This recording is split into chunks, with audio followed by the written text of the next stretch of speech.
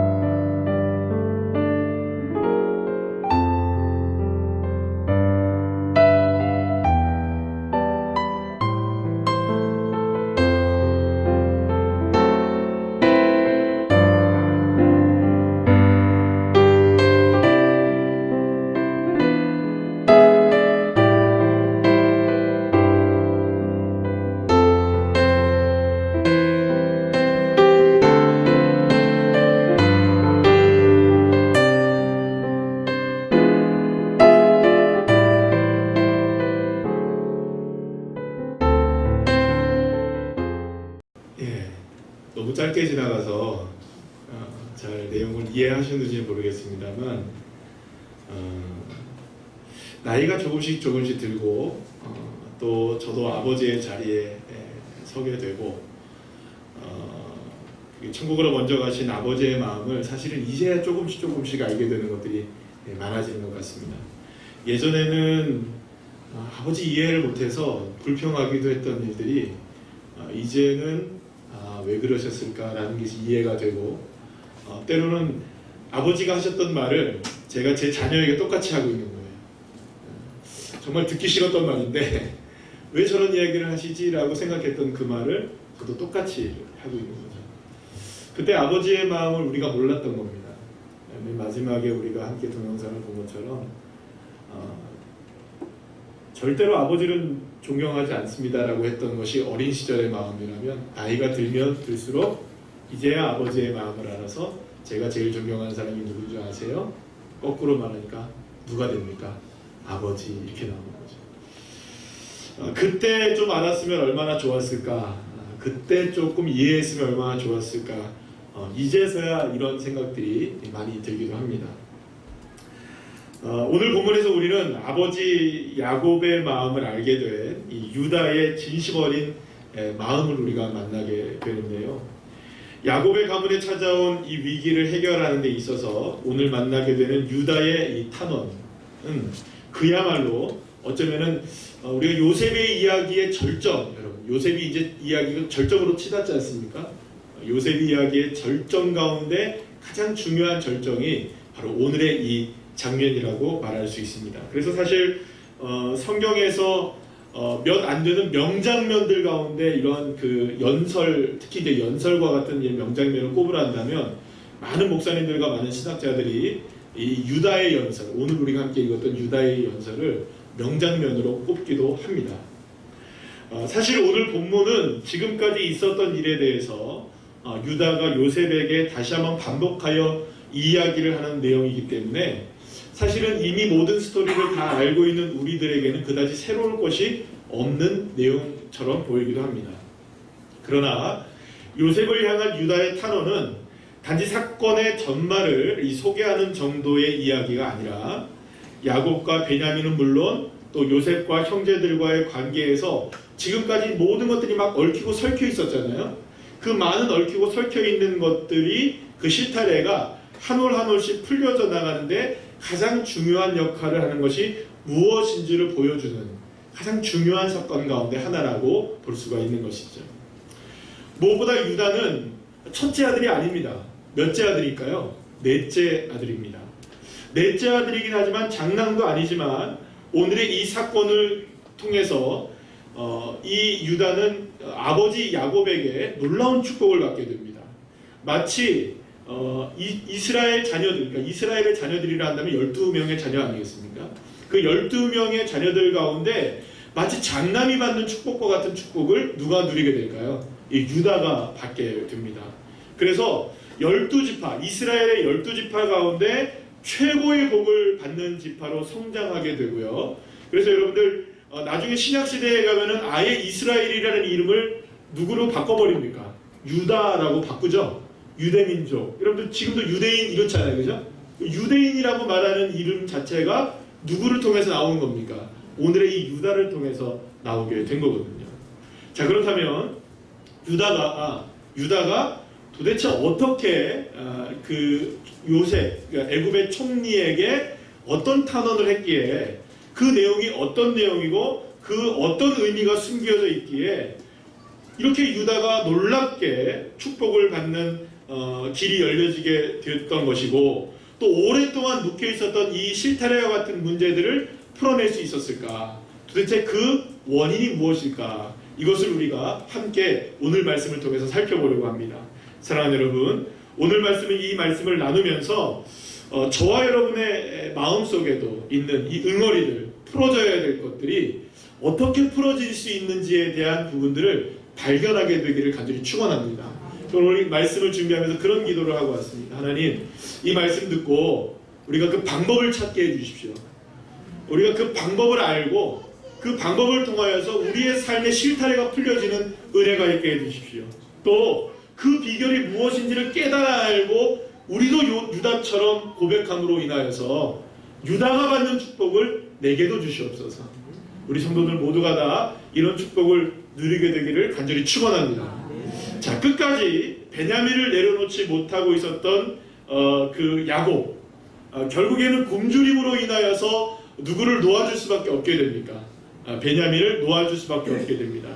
놓으면서 이때 누가 설득을 하게 되냐면 바로 유다가 설득을 하죠. 아버지에게 여러 가지 말씀으로 설득을 해서 결국에는 이 베냐민을 데리고 애굽 땅으로 가게 됩니다. 바로 그때에 야곱이 뭐라고 고백을 하게 되냐면 창세기 43장 14절 말씀 우리 다 같이 한번 읽어볼까요? 시작. 내가 자식을 잃게 되면 이르리로다. 이런 고백을 해요. 야곱이 이렇게 베냐민을 내려놓은 것은 사실상 대단한 일이라고 볼 수 있습니다.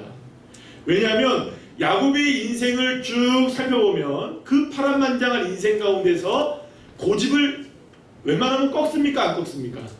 안 꺾어요. 그 무엇보다 하나님이 아니면 꺾지 못하시거든요. 그래서 결국에는 맨 마지막에 베들로 올라갔을 때에도 하나님의 그의 고집을 꺾으시잖아요. 어디로 내려가라. 베들로 올라가라 말씀하시잖아요. 그래야 올라가는 사람이었습니다. 그런데 지금은 끝까지 베냐민을 내려놓아야 된다, 보내야 된다, 자식들이 얘기를 해도 듣습니까? 안 듣습니까? 안 들어요. 하나님이 개입하지 않았는데도 불구하고 나중에 이 야곱이 스스로가 짐을 내려놓는 겁니다. 내 자식 누굽니까? 베냐민. 잃으면 이르리로다. 이 고백을 하면서 내려놓게 되었던 것이죠. 그러나 여러분, 이 말은 결코 베냐민을 내려놓았다는 것은 베냐민을 포기했다는 말이 아닙니다. 여러분, 이걸 잘 생각하셔야 됩니다. 너무나 사랑했기 때문에 그 사랑하는 베냐민을 놓아줌으로써 갇혀있는 시몬과 모든 가족들을 살려내기 위한 누구의 마음이었던 겁니까? 아비의 마음이었던 것이죠. 사랑하는 베냐민을 떠나 보내야만 다른 자녀들과 모든 자식들과 우리의 가문이 살기 때문에 사랑하는 그 자녀를 내어줌으로써 더 깊은 사랑의 은혜를 누리게 하기를 원했던 그 마음이 누구의 마음이었던 겁니까? 비로소 이 야곱의 마음이 되었던 것입니다. 무엇보다 야곱이 내가 자식을 잃게 되면 이르리로다 라고 했던 이 고백은요, 마치 여러분 이 고백을 딱 들으면 누구의 고백처럼 느껴지나요? 딱 떠오르는 한 사람이 있을 겁니다. 아브라함의 고백입니다. 아브라함이 누구를 산에다 가서 바칩니까? 자신의 아들 이삭을 모리아산에서 제단 위에 바칩니다. 그러니까 이 제단 위에 제물로 하나님께 바치는 고백, 내 자식을 잃으면 잃을 것이다. 이 고백이었던 것이 바로 누구의 고백과 동일한 고백이었던 겁니까? 아브라함의 고백이 마치 이제는 야곱의 고백과 같이 되었던 것이죠. 다시 말하면 베냐민을 내려놓는 야곱의 이 믿음이 이제는 누구의 반열에 서게 된 믿음이 되었다는 것을 의미할까요?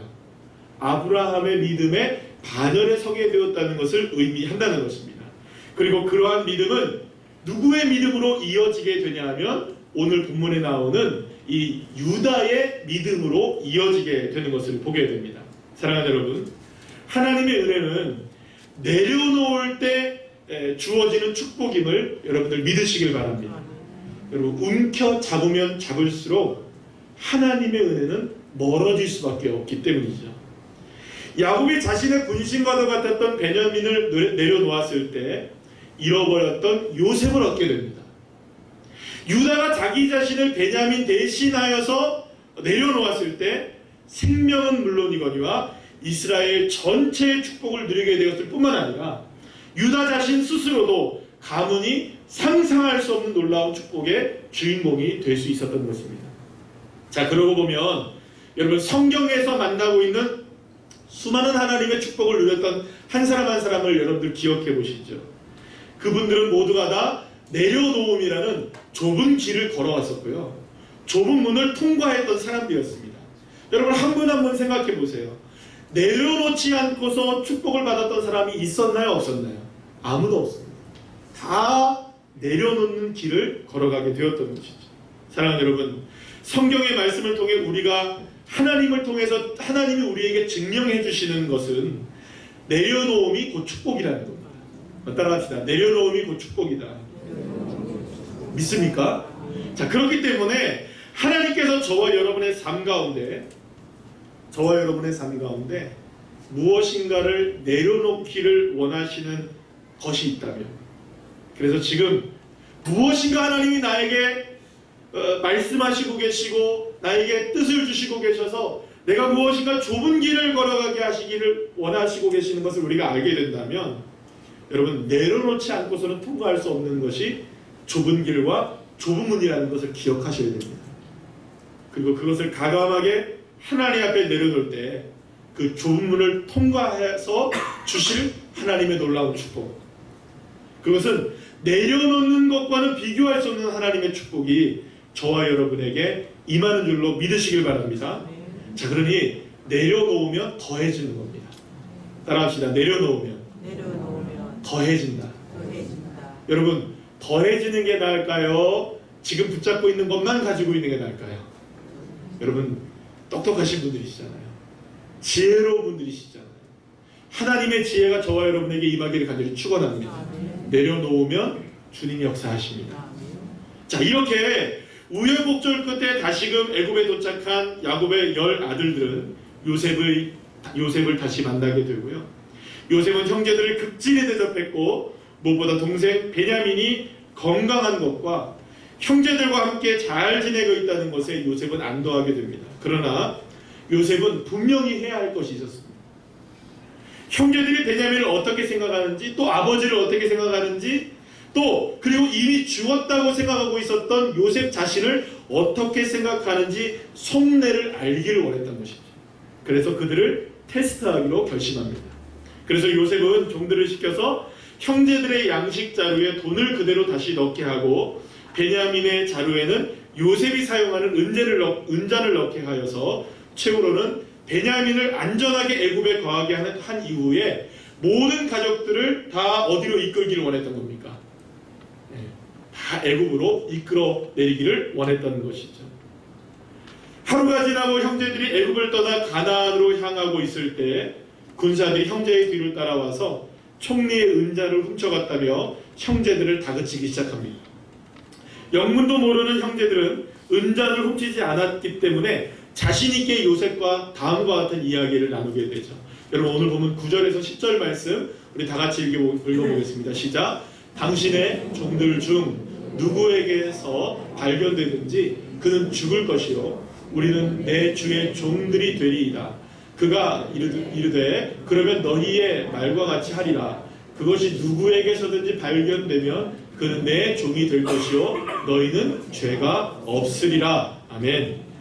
자, 그러나 어찌된 일인지 은잔이 누구에게서 발견되어집니까? 바로 막내 베냐민의 자루 속에서 발견되어지죠. 물론 모든 것이 요셉의 계획이었지만 아무것도 모르고 잡혀왔던 형제들은 망연자실할 수밖에 없었습니다. 아무리 아니라고 변명한들 이미 베냐민의 자료에서 은잔이 나온 이상 더 이상 어떤 말로도 상황을 모면할 수가 없었던 것이죠. 이제 형제들은 선택을 해야만 했던 것입니다. 베냐민을 총리의 종으로 남겨두고 자신들만 가나안으로 떠날 것인가, 아니면 베냐민과 함께 애굽에 남아서 베냐민을 살리기 위해서 어떤 노력이든 할 것인가를 누가 결정해야 할까요? 이제 형제들이 결정해야 하는 시간이 다가오게 된 것이죠. 사실 여러분, 모양만 조금 다를 뿐이지 어디서 많이 본 장면 아닌가요? 22년 전에 요셉이 형들에게 버림받았을 때의 장면과 똑같은 장면입니다. 그러니까 요셉을 죽일 것인지 버릴 것인지, 팔 것인지 살릴 것인지를 누가 결정해야 했습니까? 요셉의 형제들이 22년 전에 광야에서 결정을 했던 것과 마찬가지로 형제들은 똑같은 장면, 22년 만에 베냐민을 버릴 것인지 살릴 것인지, 그와 함께 할 것인지 그를 놓아줄 것인지 내버려 둘 것인지를 결정해야 하는 상황 속에 이제 펼쳐지게 되었던 것이죠. 바로 그때 넷째 유다가 나서게 된 것입니다.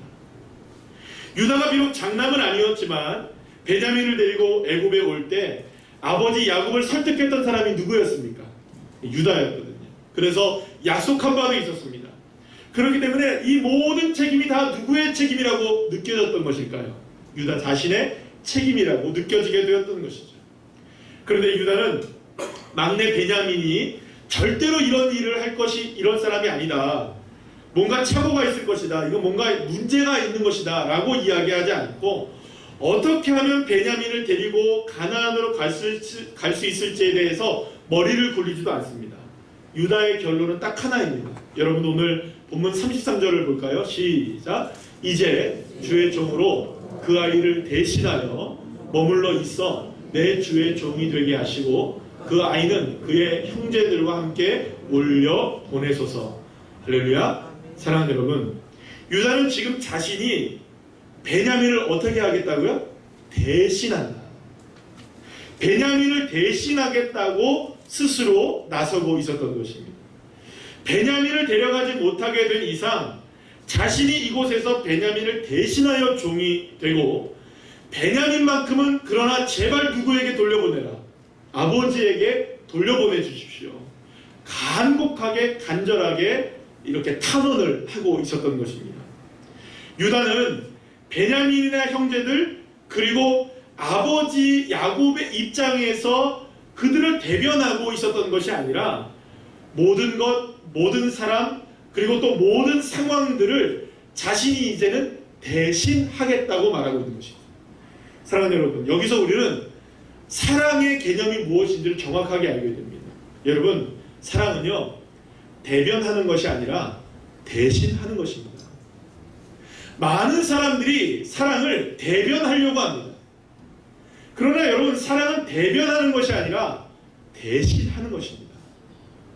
이것이 바로 가장 아름다운 사랑이고 그 사랑이 오늘 유다를 통해서 드러나게 되었던 것이죠. 자, 그렇다면 이러한 유다의 희생적인 사랑, 베냐민을 대신하여서 자기 자신 스스로가 종이 되겠다고 결심하게 되었던 이유는 과연 어디에 있었을까요? 자, 그런데 우리가 먼저 이것을 살펴보기 이전에 과연 유다는 이렇게 멋진 사람이었을까? 이걸 한번 우리 생각해 보시죠. 여러분, 유다는 원래 멋진 사람이었나요? 유다는 멋진 사람이었을까요? 사실은 그런 사람이 아니었습니다. 22년 전으로 테이프를 돌려서 가게 되면요, 어떤 장면이 벌어지게 되냐면, 사실은 이 요셉을 그 미디안 상인에게 팔아서 결국에는 이 요셉이 애굽 땅의 노예로 팔려가게 돼 있어서 결정적인 역할을 하는 사람이 누군지 아십니까? 누굴까요? 카톡일까요? 아니죠. 누굴까요? 바로 유다입니다. 여러분 분명하게 우리가 기억하는 장면이 있어요. 유다는요 형제들 앞에 나서서 요셉을 죽이느니 차라리 미디안 상인에게 팔아버리자고 제안했던 사람이 누구냐? 바로 유다였던 겁니다. 사실 장남 르우벤이요 그 당시 22년 전에 어떻게 해서든지 형제들을 설득하여서 구덩이에 빠졌던 이 요셉을 건져내어서 아버지 야곱에게로 돌려보내자고 끝까지 제안을 합니다. 왜 우리가 피를 묻히느냐? 왜 우리가 동생을 죽이느냐? 그러면 안 된다. 아버지가 이 아들을 얼마나 사랑하는지 우리가 다 알지 않느냐? 그래서 살리려고 해요. 그런데 여러분 이미 일은 벌어졌습니까? 안 벌어졌습니까? 그럼 여러분 그 당시만 하더라도 요셉은 뭐 하는 사람이었어요? 아버지에게 이 고자질쟁이였거든요. 고자질. 따라합시다. 고자질쟁이. 예. 고자질쟁이였던 이 요셉이 거기서 이렇게 살려내면 가자마자 뭐라 하겠어요, 여러분? 아버지! 하면서 뭐라 하겠어요, 여러분? 아버지, 이 형들이 갔더니 이만저만 해가지고 와! 이랬겠어요, 안 그랬겠어요? 그랬겠죠. 그러니 이미 일은 벌어졌고 이대로 둘 수는 없으니 가면 아버지한테 혼날 게 뻔하니까 어떻게든 무엇인가 결정을 내려야 되는데 형제들 9명은 다 무슨 생각을 한 겁니까? 아 이건 살려두면 안 되겠다는 생각한 거예요. 꿈도 깨트려버리자. 그때 아직까지 결정을 못 내리는 거예요. 왜요? 르우벤이 맡고 있었거든요. 장남이. 그런데 잠깐 이렇게 요셉이 구덩이에 빠져있고 지그들은 뭐 먹고 있는 겁니까? 저녁 먹고 있어요. 아주 나쁜 놈들이죠? 네. 밥 먹고 있어요. 그러다가 갑자기 르우벤이 갑자기 벌떡 일어나더니 자리를 비켰어요. 왜 벌떡 일어났는지 몰라요. 아마도 제가 생각할 때 화장실에 간 것 같아요. 그랬겠죠? 네. 아마도 이렇게 어디를 잠깐 떠났어요. 잠깐 이렇게 자리를 비우게 됐어요. 자, 그때 바로 그 틈을 타서 유다가 벌떡 일어나서 마침 저쪽에서 상인들이 지나가는 걸 보고 이럴 바에야 차라리 우리가 우리의 손에 피를 묻히지 말고 일을 해결하자. 팔아버리자. 이렇게 제안했던 겁니다. 누가 없을 때. 르우벤이 없을 때. 그러니까 여러분 이 지금 유다가 요셉을 팔았던 이 장면은 결코 요셉을 죽이느니 팔자라고 했던 것이 아니었던 거예요. 분명히 살릴 수 있었고 집으로 돌아갈 수 있었던 요셉을 팔아버린 장본인이 누구였습니까? 은 20에 판 거예요. 창세기 37장 26절 27절 말씀 한번 볼까요? 시작. 유다가 자기 형제에게 이르되 우리가 우리 동생을 죽이고 그의 피를 덮어둔들 무엇이 유익할까? 자 그를 이스마엘 사람들에게 팔고 그에게 우리 손을 대지 말자. 그는 우리의 동생이요 우리의 혈육이니라 하며 그의 형제들이 청종하였더라. 여기서 보면 계속해서 유다는 우리의 형제, 우리의 동생 얘기하면서도 팔아버린 거예요. 그러니까 결국 이 파는 것이 우리라는 말은 누구를 얘기할 거예요, 여러분? 요셉을 제외한 9명, 10명을 얘기하는 거죠, 결국. 여러분, 결국에는 이것이 우리의 일로 하나가 되어서 요셉을 팔아버리는데 유다가 결정적인 역할을 했던 겁니다. 22년 전 유다는 결코 인자하거나 누군가를 대신하여 자신을 희생할 그런 사람이 아니었던 겁니다.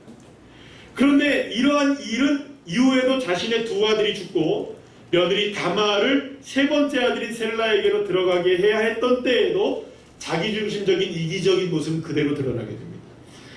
여러분 계대 혼인으로 형이 죽으면 동생이 형수를 취하게 됩니다. 또 죽으면 동생이 형수를 취하게 됩니다. 그래서 결국에는 대를 이어야 하는 것이 유다의 이 혼인 관습이었습니다. 그런데 유다의 첫째 아들이 죽고 둘째 아들이 죽었어요. 누구에게로 가야 할까요? 나머지 셋째 아들이었던 이 셀라에게 가야 했던 겁니다. 그런데 이 며느리 이름이 뭐였습니까? 혹시 기억나십니까? 다 말아먹는 사람. 다말. 결혼만 하면 다 말아먹어요.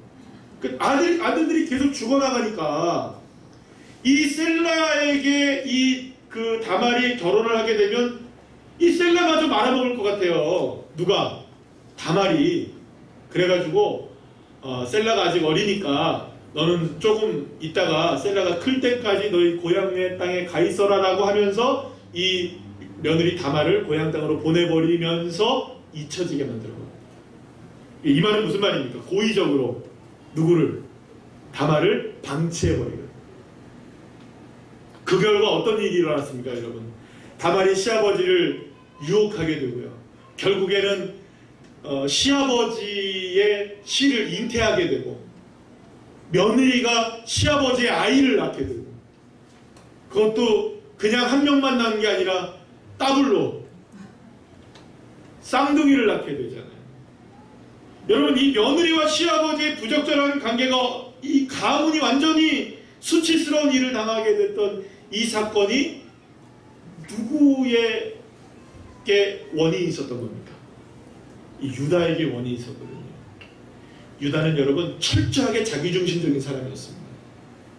자기에게 손해가 가는 일은 철저하게 선을 그었던 사람이 누구였습니까? 유다였던 것이죠. 자, 그런데 오늘 본문에서 우리가 만나게 되는 유다는 오히려 자기 자신을 철저하게 내려놓고 베냐민 막내를 대신하여서 자신의 생명까지도 아끼지 않는 모습을 보게 되는 것입니다. 자, 그렇다면 이토록 놀라운 모습으로 변화된 유다의 모습은 왜 이렇게 변화가 되었을까요? 물론 성경은 이에 대해서 정확한 이유를 말하고 있지는 않지만 오늘 본문을 자세히 읽어보면 그 이유가 무엇인지가 명확하게 드러나는 것들이 있습니다. 그게 바로 무엇이냐? 따라합시다. 아버지의 마음을 알았다. 예, 아버지의 마음을 안 거예요. 특히 오늘 본문에서 유다가 총리인 요셉에게 지금까지 일어났던 많은 일들을 베냐민을 그리고 데려가지 못할 이유를 분명하게 얘기를 하면서 오늘 본문 18절에서 34절까지의 말씀을 통해서 이제 탄원을 하게 되는데요. 이 본문에서 무려 아버지라는 단어가 몇 번이 나오는 줄 아십니까? 몇 번이 나오는 줄 아세요? 여러분들 세보셨어요? 한번 세보세요. 집에 가서. 몇 번이 나오냐면요. 제가 이렇게 세보니까 무려 따라합시다. 17번. 17번이나 나와요. 그러니까 무슨 말이냐? 계속해서 탄원을 하면서도 아버지가 우리의 아버지가 그 아이의 아버지가 우리의 아버지가 아직 제가 10번 남았어요. 계속 누구를 얘기하고 있는 겁니까? 아버지 야곱을 이야기하고 있는 거예요. 다시 말하면 무엇보다 유다는 아버지 야곱과 베냐민이 결코 분리될 수 없는 존재라는 사실을 강조합니다. 만약 베냐민에게 어떤 일이 일어나게 된다면 아버지 야곱도 아니가 결코 안전하지 못할 것이라는 사실을 분명히 알고 있었던 거예요. 그러니까 지금 유다는 정확하게 아버지 야곱의 마음이 무엇인지를 헤아리고 있었던 것입니다. 그래서 오늘 보면 30절에서 31절 말씀을 우리 다 같이 보시면 유다는 이렇게 고백을 합니다. 다 같이 읽어볼까요? 시작.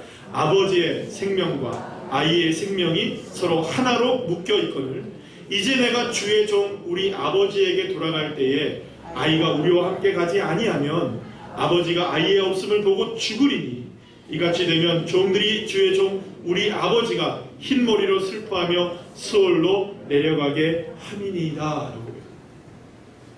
유다는 베냐민이 종이 될 수 없는 이유를 분명하게 말하죠. 아버지와 아이의 생명이 하나로 묶여있기 때문에. 여러분, 그렇다면 생명이 하나로 묶여있다는 말은 이런 의미가 되는 겁니다. 베냐민이 성공하면 누구도 성공한다. 아버지도 성공한다. 베냐민이 잘못되면 아버지도 잘못된다. 베냐민이 종이 되면 우리의 아버지도 종이 된다는 거예요. 그러니 유다의 입장에서는 아버지까지 누구를 만들 수 없다는 겁니까? 종으로 만들 수는 없지 않습니까? 왜냐하면 생명이 엮여져 있기 때문에, 하나이기 때문에 절대로 그런 일은 일어나서는 안 되지 않겠습니까? 라고 누구에게 얘기하고 있는 겁니까?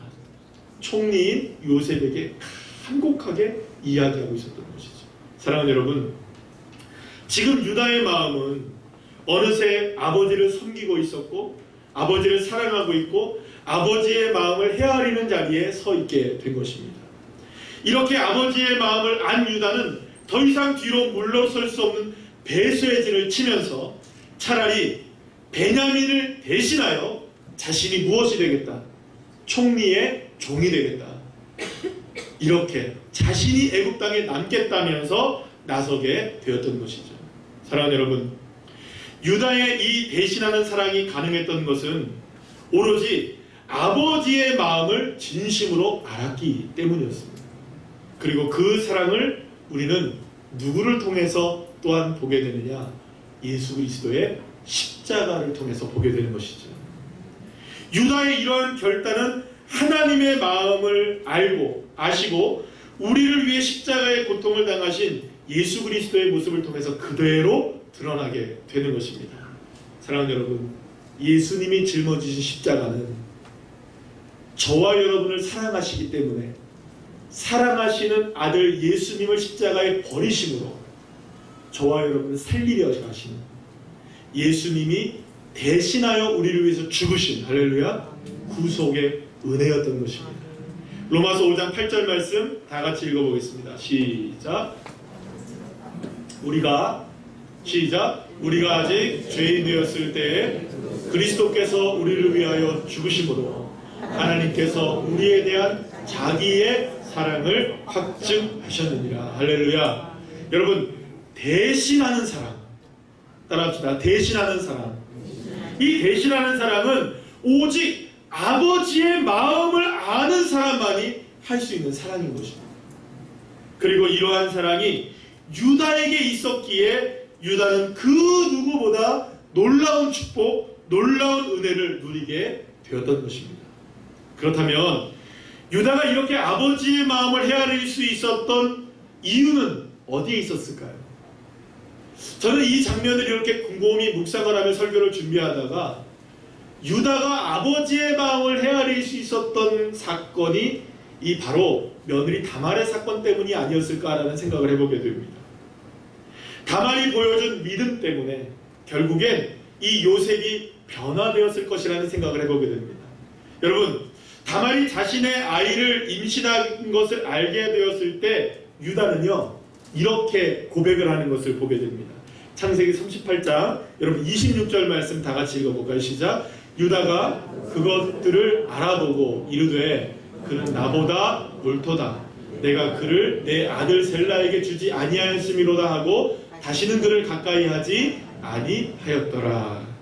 여러분, 이게 창세기 38장에서 제가 강해 설교를 하면서 이 부분을 여러분들과 함께 나눴는데요. 그는 나보다 옳도다. 따라합시다. 그는 나보다 옳도다. 네, 기억 유튜브 보시면 됩니다. 그는 나보다 옳다라는 유다의 고백은 사실은요 이런 의미였습니다. 다말이 하나님의 마음을 알게 되었다는 의미였거든요. 하나님의 언약을 알게 되고 하나님의 언약을 붙잡아야만 살게 되고 하나님의 뜻대로 살아야만 하는 인생, 그게 옳은 일이다. 다시 말하면 유다는 다말의 행동을 통하여서 하나님의 뜻, 하나님이 이루시기를 원하시는 그 언약을 위해서는 오직 우리가 품어야 될 딱 한 가지 옳은 일은 무엇이냐? 하나님의 마음을 아는 것이다. 하나님의 마음을 아는 것이 옳은 일이고 하나님의 마음대로 행하는 것이 옳은 결단이라는 사실을 다말을 통하여서 깨닫게 되었던 것이죠.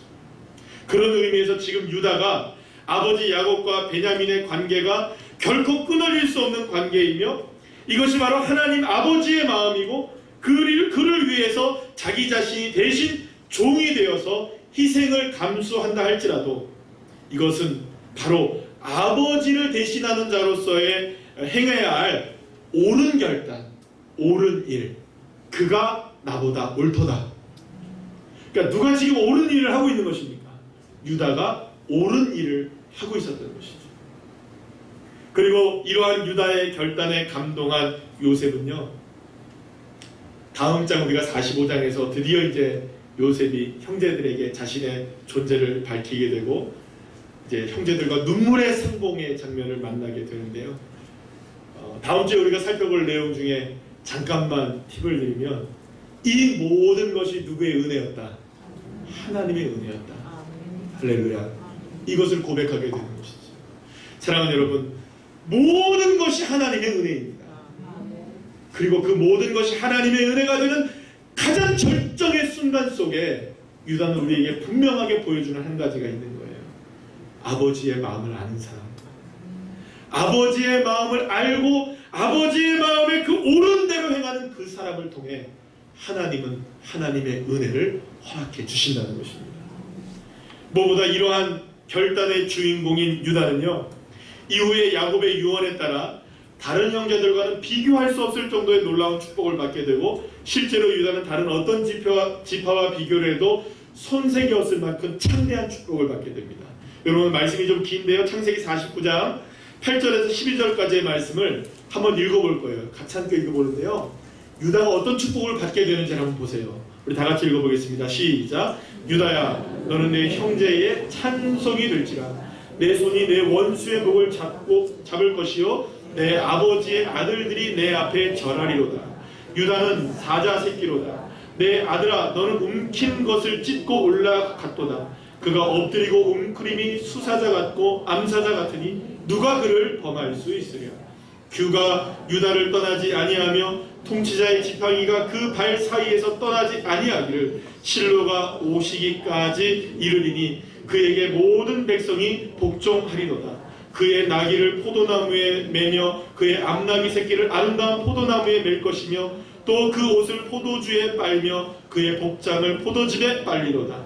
그의 눈은 포도주로 인하여 붉겠고 그의 이는 우유로 말미암아 희리로다. 할렐루야. 사랑하는 여러분, 유다의 자손은 실제로 놀라운 축복을 받게 됩니다. 다윗 왕이 일어나게 되고요, 그의 후손들이 왕위를 이어가고 솔로몬이 나오게 되고, 그리고 결국에는 우리의 만왕의 왕이신 예수 그리스도가 유다의 계보를 통해 나오게 되죠. 그뿐이 아닙니다. 유다의 후손들은 용사가 되고 승리자가 되는 삶을 살게 됩니다. 여러분은 가장 유명했던 사람이 누군지 아십니까? 갈렙 같은 용사. 내가 40년이 지나도 80세가 되어도 그때나 이제나 내가 힘이 일반입니다. 할렐루야. 이런 갈렙과 같은 용사들이 되어지죠.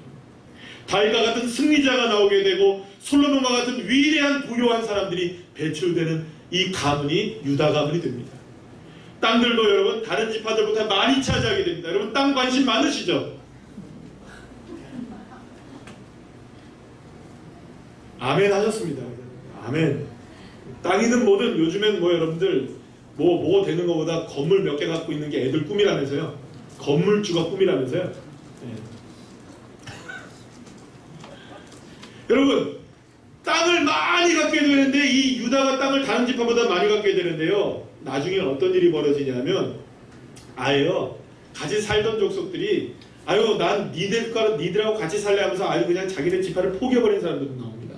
유다가 강하니까. 나중에는 여러분 남유다와 북이스라엘이 나눠지면서 남유다는 아예 남유다 딱 유다로 바뀌어져 버려요.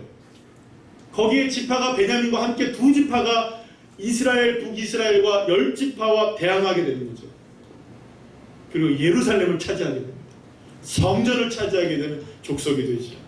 하나님의 뜻과 하나님의 은혜와 하나님의 역사를 중심적으로 이루어가는 지파가 누구였던 겁니까? 바로 유다 지파였던 것이죠. 사랑하는 여러분, 이 놀라운 축복을 누리게 되었던 유다는 오직 옳은 한 가지 일에 자신의 삶을 바쳤던 겁니다. 그렇다면 그 옳은 한 가지 일은 무엇이었을까요? 아버지의 마음을 아는 것. 따라합시다. 아버지의 마음을 아는 것. 아버지의 마음을 알고 아버지의 마음으로 자신의 삶을 살고 아버지의 마음으로 결단하는 삶을 살았을 때 유다의 인생이 변화되었을 뿐만 아니라 이 모든 야곱 가문의 축복의 역사가 모든 실패와 같은 문제들이 풀려지게 되었던 것이죠. 사랑하는 여러분, 여러분들은 하나님 아버지의 마음을 알고 계십니까? 그렇다면 저와 여러분을 향한 하나님의 뜨거운 사랑의 마음을 여러분 알고 계십니까? 그 무엇으로도 끊을 수 없는 하나님의 사랑, 저와 여러분을 향하신 끊을 수 없는 하나님의 사랑이 지금 저와 여러분에게 임하시는 줄로 믿으시길 바랍니다. 그렇기 때문에 그 열정적인 사랑이 오늘도 저와 여러분을 향해 쏟아지고 있는데, 그 하나님의 사랑, 그 하나님의 마음을 외면한 채 여전히 우리는 무엇에 바쁜가요? 무엇을 찾고 다니나요? 무엇을 알기를 원하시고 계십니까? 하나님 아버지의 마음을 제쳐두고 그 옳은 결정을 하지 못하고 우리는 여전히 우리의 삶을 얽매이게 하는 일에 지금 오히려 그것을 붙잡고 살아가는 인생이 되어버린 것은 아닙니까? 자, 그렇다면 이제 아버지의 그 사랑의 마음, 그 뜨거운 마음을 아는 자로서의 옳은 일을 행하는 저와 여러분 되시기를 간절히 축원합니다. 그리고 그 놀라운 아버지의 하나님의 마음을 품는 자가 되어서 유다와 같이 놀라운 축복의 주인공들 되시기를 간절히 축원합니다. 또한 여러분들의 삶 가운데 실타래와 같이 얽히고 설켜있는 문제들을 풀 수 있는 유일한 방법이 뭔 줄 아십니까? 내 뜻대로 되면 안 됩니다. 내 마음대로 되면 안 됩니다. 제가 요즘에 저희 집사람이 이제 집에서 열심히 선교한다고 뜨개질로 수세미를 막 떠요. 오늘 몇 개 떴어? 이제 퇴근하고 집에 들어가서는 10개 떴어, 15개, 20개 떴어, 이렇게 얘기를 합니다. 그런데요, 막 하다 보니까 이게 실타래가 어떻게 됩니까? 막 꼬여요, 막 엉켜요. 근데 막 하다 보면 직접 막 이렇게 저는 못하니까 막 하다 보면 이게 하는 사람으로서는 이게 풀기가 어려운가 봐요. 그럼 제가 옆에 조용히 가고 뭐 하고 있는지 아십니까? 다 꺼내놓고 쭉 늘어뜨리면서 끝까지 인내하면서 풀어요. 풀어요. 근데 옆에서 뭐라 하는지 끊어! 끊어도 돼. 근데 제가 몇 번을 그 풀어보면서 알게 되었어요. 풀려면 어디로 들어가야 되는 줄 아십니까? 가장 중심으로 들어가야 풀려요. 맨 마지막에 꼬여있어요. 겉에서 꼬인 게 아니고요, 실제로는 겉에서 꼬인 것 같지만 중심이 꼬여있으니 계속 꼬입니다. 하나님의 마음을 모르면 다 꼬여요. 하나님의 마음에 우리가 옳은 결단을 하지 않으면 다 꼬여요. 사랑하는 여러분, 우리 인생 왜 이렇게 꼬일까요? 왜 우리의 인생이 이렇게 어려울까요? 왜 우리는 유다와 같은 축복을 받지 못할까요? 유다는 자신의 힘으로 살려고 했어요. 그러다가 엉망진창이 되어버린 거예요. 인생. 며느리가 아들을 낳지 않나, 정말 콩가루 집안이 되어버리고 수많은 아픔들을 겪으면서 그가 깨달았다는 거지. 이제부터는 옳은 결정해야겠구나. 이제부터는 옳은 결정해야겠구나. 아버지의 마음 알자. 아버지의 마음대로 하자. 여러분, 내 뜻대로 하면 끊어버리고 싶을 때 얼마나 많은지 몰라요. 그러려면 중심을 온전하게 세우셔야 합니다. 아버지의 마음. 그 아버지의 마음이 저와 여러분의 중심이 되어질 때 모든 문제가 풀려지게 될 줄 믿고, 그리고 축복의 역사가 저와 여러분에게 될 것인지로 믿으시길 바랍니다. 우리 함께 이 찬양 부르시면서 기도하는 시간 갖도록 하겠습니다.